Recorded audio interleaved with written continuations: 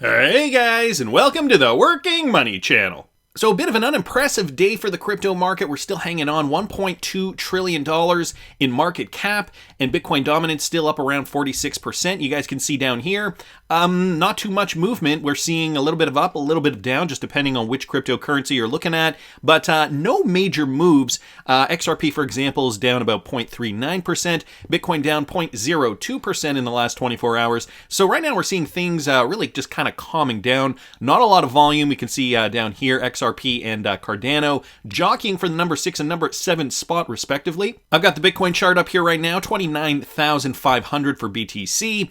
And again, as you guys could see in the coin market cap, not too much movement. And that has been the general trend over the last month or so. We haven't seen that much movement in May. And that has been, the theme, considering that's what Bitcoin is doing. Altcoins are doing the same. So right now we're just waiting for something to happen. And I know I've been looking at crypto Twitter, and I'm sure you guys have been as well if you're over there on Twitter, and finding that it's a very, very different place than it was even 6 months ago. A lot of the newbies are feeling dejected, not making the same kinds of gains that we saw over the last year or two. Especially if you got into the crypto market at the beginning of the pandemic, that's where you would have seen a lot of your gains after that initial downturn back in March of 2020. And, this type of thing is also a signifying factor that the market is in a bit of a downswing. So this coming from Ben Sandofsky here on Twitter.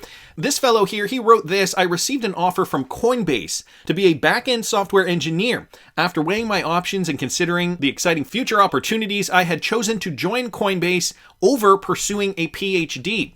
Unfortunately, I just got an email today saying my offer had been rescinded, as well as those of many other people, due to a massive hiring plan change at Coinbase. And this actually prevented him from getting his visa. So this guy is from overseas, and it prevented him from getting his visa because Coinbase decided to rescind his offer. And Coinbase, not the only company that's doing this. Now that we're in a bit of a downturn for the crypto market, we're noticing this a lot with regards to cryptocurrency companies. The one company, though, guys, and maybe there's more, but one company that I know of that is continuing to hire, that's actually going on a hiring spree throughout 2022, is Ripple. That's when you know it's the real deal. So I gotta say, it's unfortunate. I'm sorry to hear that, my friend. I hope you have the opportunity to go back to the university and talk to them about pursuing your PhD. The market is depressed, no doubt. We're seeing it in these kinds of ways where companies are deciding not to hire as many individuals. However, guys, we're also noticing this. If we read between the lines, this coming from Meet Roddy here on Twitter. Crypto fund managers are increasing their bets on specific cryptocurrencies, namely ADA, DOT, and XRP. So large investors managing approximately $200 billion worth of assets are moving away from the second largest cryptocurrency, Ethereum, and are instead betting on 3 other altcoins, namely Cardano, Polkadot, and XRP. So that's the other thing that I forgot to mention. They're actually taking their money out of Ethereum, which was a popular choice over the last bull run, and reallocating those assets to these particular altcoins. So that's according to CoinShares Digital Asset by Monthly Fund Manager Survey, which found that investors have been steadily moving away from Ethereum since March, while allocating funds to these 3 cryptocurrencies, which appear to have potential bullish catalysts in the near future. The report found that positions on Bitcoin have changed little, as investors are increasingly adding to altcoins. It found that little over 20% of investors allocated to Ethereum, down from about 25% during the previous survey in March. So the last time they conducted this survey was back in March, and they noticed that the Ethereum numbers were higher. Those investors have since moved their money away from Ethereum, put them into Cardano, which has doubled from 5% to 12%. XRP was on the rise, 4% to 6%, and Polkadot up from 9% to 13%. So you guys can see the diamond icon here indicates the amount at which these investors invested during when the last survey was conducted, and the bar graph here just shows how much that position has increased. So you can see if the bar graph is lower than the diamond shape, then their position has decreased. But if it is higher than the diamond shape, the position has increased. So you guys can see here, XRP up, and the figures are up here. XRP, Cardano, and Polkadot, those 3 cryptocurrencies that are actually up, and Ethereum down quite a bit. Bitcoin's even down a little bit. And take a look even here at Solana. Solana's been having a lot of problems with their network, and I'm feeling like investors are seeing it as a problematic project, problematic cryptocurrency. So investments are likely reflecting that as well. And with regards to XRP moving on chain, guys, I saw this from Michael at Val5Links. Another whale alert, the cryptocurrency tracker has shared that in the past 24 hours, more than 650 million XRP have been shifted by several crypto exchanges to anonymous wallets, guys. And you can see the transactions here from these screen grabs from Whale Alert. So we are still seeing a lot of XRP moving on chain to these unknown wallets. In some cases, we know which exchanges they were moving from and which exchanges they moved to. However, we do not know who holds this amount of XRP. It could be for institutional use. It could be for personal investment. We just really don't know. Although, considering we are seeing crypto fund managers investing more into XRP and other altcoins, we are also following the SEC lawsuit very quickly. And I have a feeling that, once we get that final verdict, there is going to be a big shift in price, not just for XRP, but I think for, a lot of cryptocurrencies, especially those cryptos that are very similar to XRP. Stefan Hubert brought this up. Prediction. Now, this is a little pessimistic, I think. However, I think it is important to make note of. SEC will say what they already said and insist that it was their personal opinion and official position. NetBurn will order another in-camera review and in July order that the SEC must turn over the documents, after which the SEC will file a second motion to reconsider or appeal.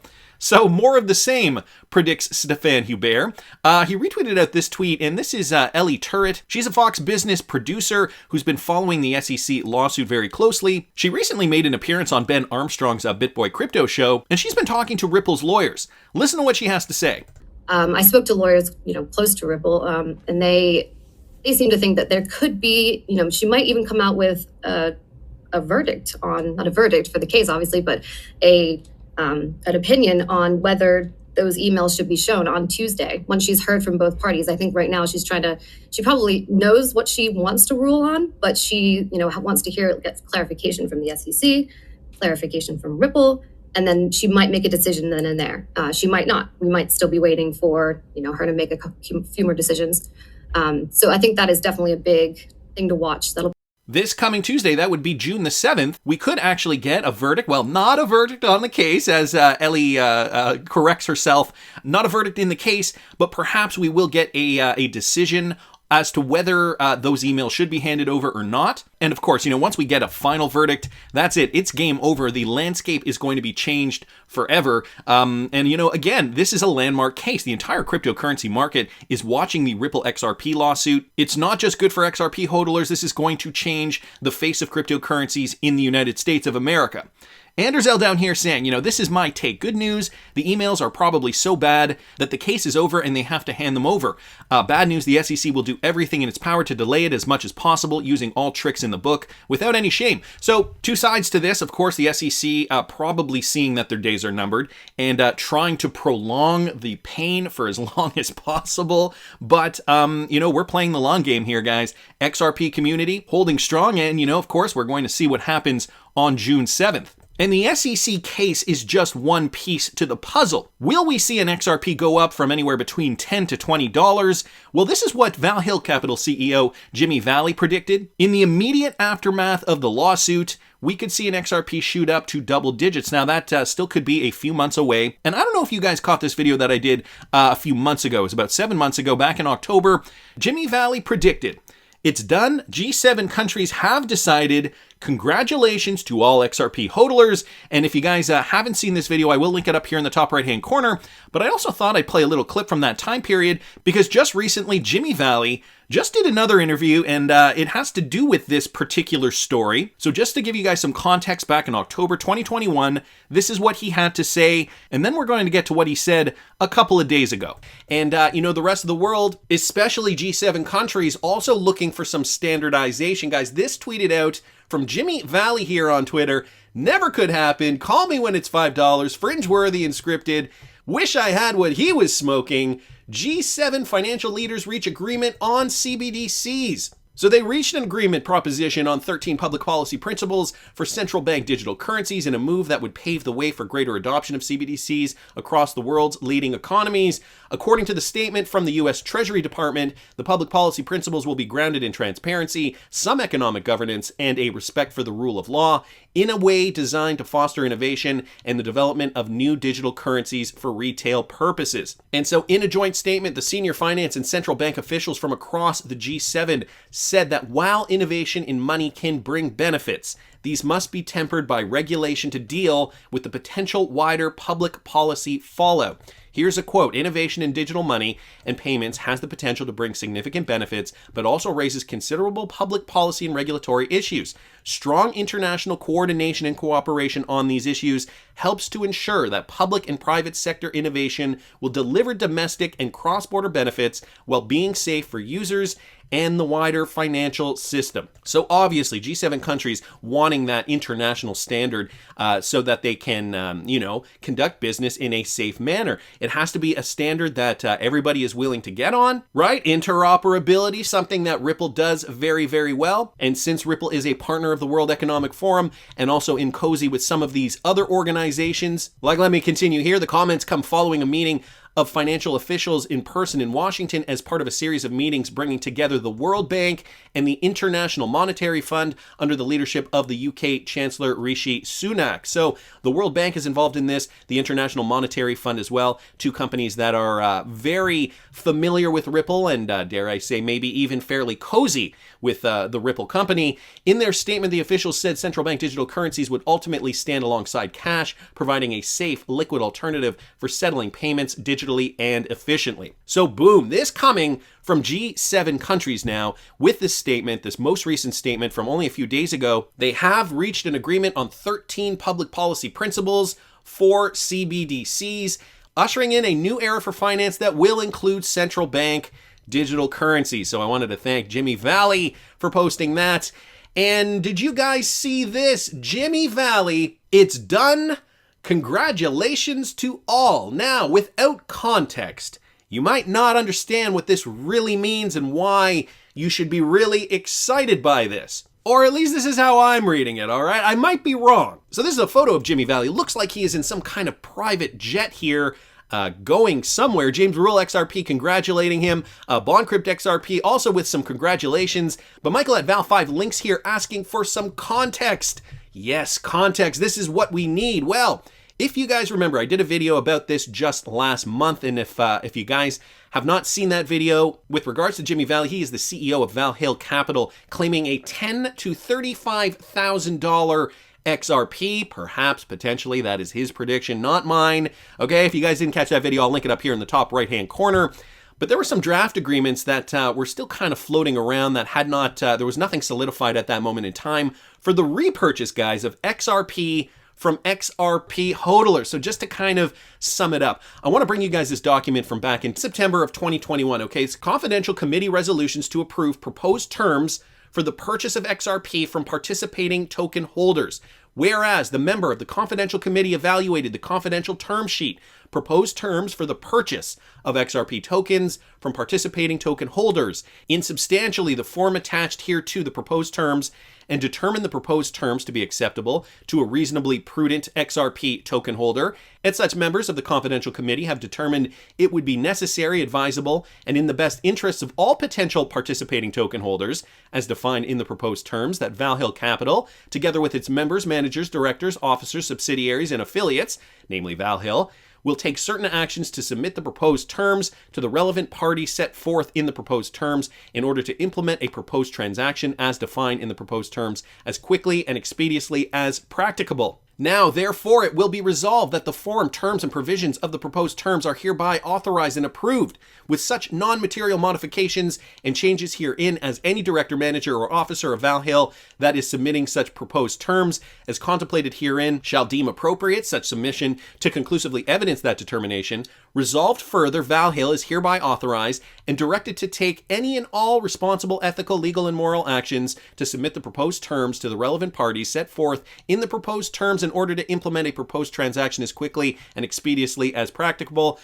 Resolved further that any and all acts, transactions, agreements, and certificates previously executed or taken by the confidential committee and each member thereof of Valhil in connection with the foregoing be, and they each hereby are in all respects approved and ratified with the same force and effect as if each such act, transaction, agreement, or certificate has been specifically authorized in advance by resolution of the confidential committee, and Resolved further that a copy of these resolutions shall be filed in the official books and records of the confidential committee. So this is just the paperwork, basically allowing Valhil Capital to, what it sounds like is to act on behalf of their token holders, their participating token holders. A motion to approve the foregoing resolutions being made by a member of the confidential committee and seconded by another member of the confidential committee. Our resolutions were unanimous, adopted with immediate effect. So this was signed, guys, by the secretary of the meeting here, ultimately for a federal buyback of XRP. And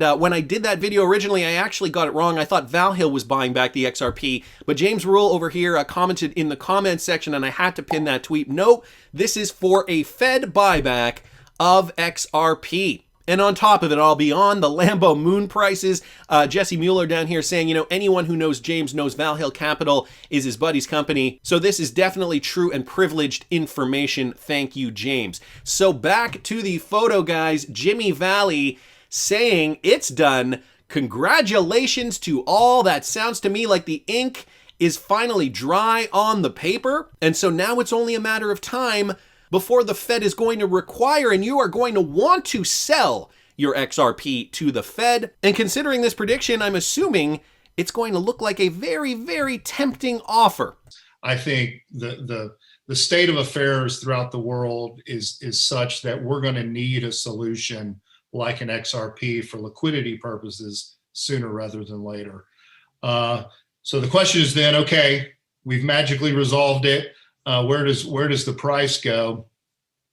It's easy to project that it's a double-digit number. So I think it immediately shoots up to a $10, potentially $20. The wild card to me is that there is actually a deal to be done among the central banks and governments to basically have XRP work as the world's bridge currency, a neutral asset that can be traded between the central banks to move a specific type of fiat to another type of fiat. If that's what occurs, it's back to what we were discussing earlier. It's got to cover kind of all the money. And I think you're looking at a range that XRP would settle on agreement. So this would happen instantaneously. Boom! $10,000 to $35,000 a coin. Now, I know I've reported on this before, but wanted to get you guys back up to speed considering Jimmy Valley posted this yesterday afternoon. If you're hearing him, the wild card is still going to be with the central banks, but coincidentally enough, Jimmy Valley also was the one who posted this article discussing how G7 countries have now reached an agreed position on 13 public policy principles regarding central bank digital currencies. So guys, it sounds like it's coming to fruition. So I'm going to stop the clip there, guys. A few things Jimmy Valley mentions. Of course, back in October, he did talk about this G7 Financial Leaders Agreement, and that has been actually updated. The G7 nations have already agreed on the 16 principles of CBDC. So this, guys, just from the other day, this was just from yesterday, retweeted out by Link2, the G7 nations have already agreed on the 16 principles of CBDCs, and price is the first thing you agree on in any transaction. That's a quote from Jimmy Valley. He did a recent interview with Linda P. Jones. And so he talks a little bit about this time period when he was on the plane, basically this photo here that I talked about in this video back from October. Again, this interview from just a few days ago, Jimmy Valley being interviewed by Linda P. Jones. Listen to what he has to say now. I was on a trip back. The G7 met and agreed to 16 principles for CBDCs, right? Central banks digital currencies. The G7 countries met and laid out. They laid out the rules for central bank digital currencies. 16 principles of central bank digital currencies, how they were going to be and how they were going to interact with each other. G7 did that October 8th, 2021. Same day I'm on the plane. I had predicted 8 months before that there could be a deal done.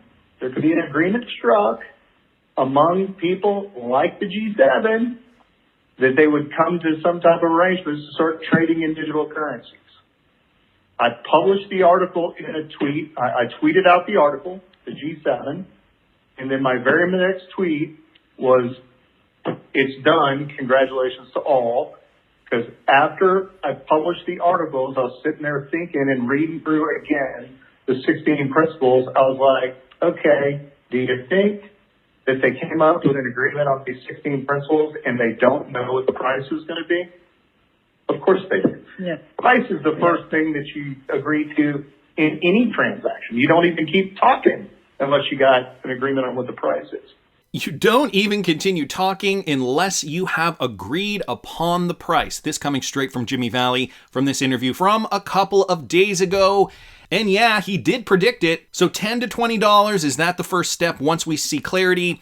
And then I think the bigger question for all of us XRP hodlers, what is the final price agreed upon? Is it anywhere between $10,000 to $35,000 per XRP? Wanted to thank Jimmy Valley here. Also wanted to thank Linda P. Jones for conducting that interview. The prediction was made 8 months ago. Are we seeing it come to fruition today? That's just my opinion, but I want to hear what you guys think. Please subscribe to the channel if you haven't already. Like the video if you like the content I'm providing. I always love hearing your comments. See you in the next one, guys.